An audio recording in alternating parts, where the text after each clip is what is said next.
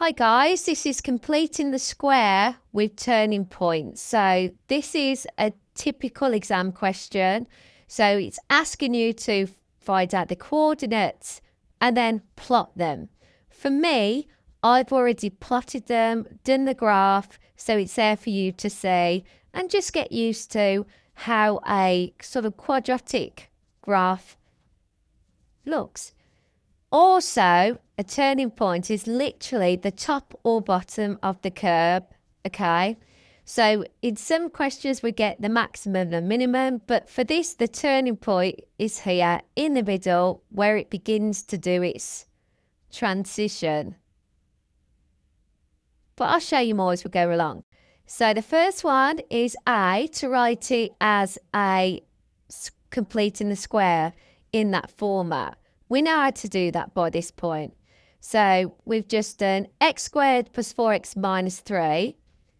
We've halved the 4, which gave us 2, minus 3, because that's what we got left. Then we do the opposite of what we've got here. It's a plus, so it's going to be a minus. So it's minus 4, minus 3, and then we have in total x plus 2 squared minus 7.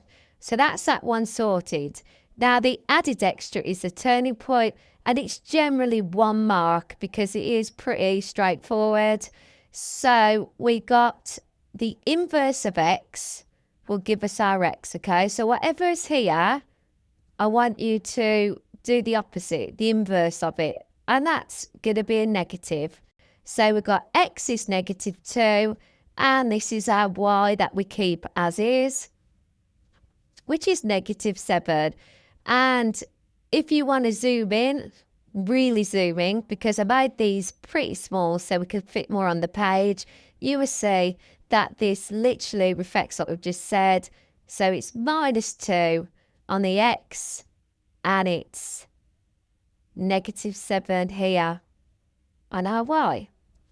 Next one, same again. So we have x squared minus 8x plus 5. We want it in the same format. So we've got x minus half that, which is 4 squared, plus 5. Well, we all know that we can't have a negative squared root. So here we're going to have 4 squared is going to be 4 squared is going to be 16, so B automatically becomes a plus. And the opposite of plus is a minus. So here we're going to have minus 16 plus 5. And then the answer will be x minus 4 squared minus 11.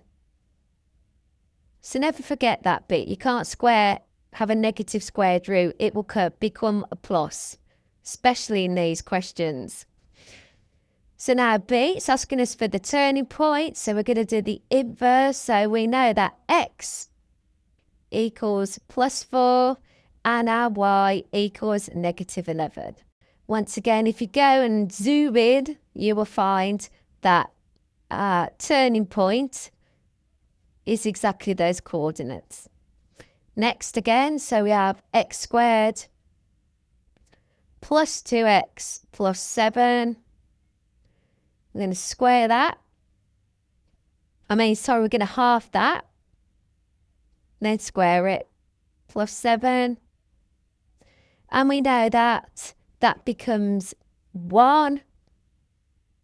1 times 1 is 1. And it's a plus, so it becomes negative.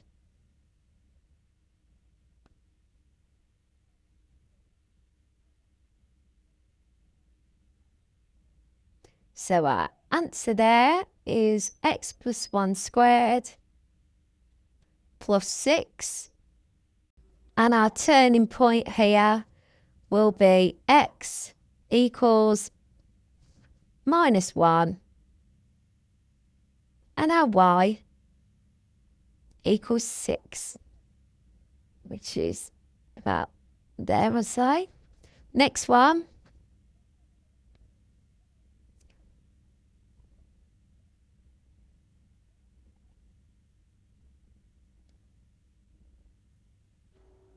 half it.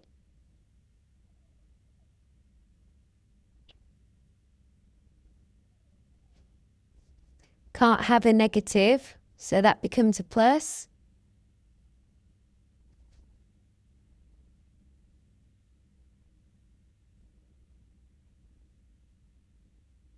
So it now becomes a negative this side.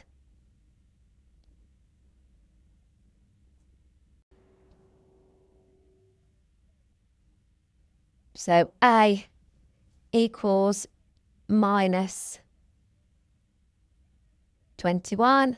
Need to find the turning point, and the turning point opposite.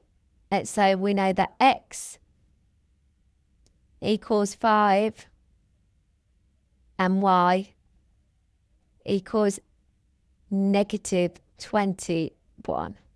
And as you can see, it's going down sort of quite far down. So if you zoom in, you will know, that's 5. So it's bang on in the middle there, isn't it? So we know that. That's right. Next one.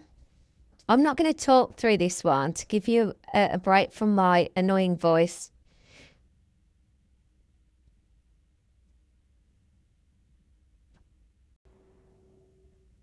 Half.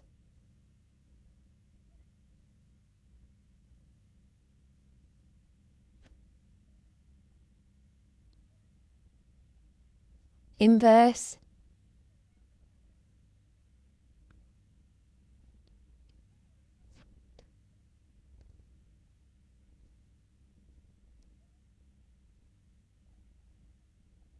Minus 7. Inverse.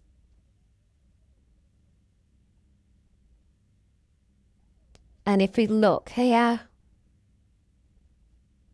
X is minus 3, and I can see just by looking at it that that's perfect. We've got that.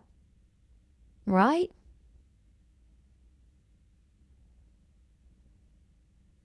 And then finally, the last one. X squared minus 2x minus 8.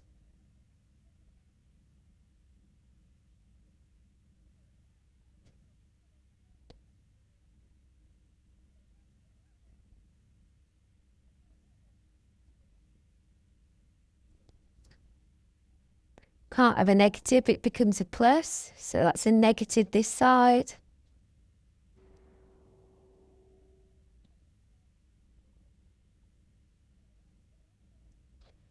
Which becomes negative 9.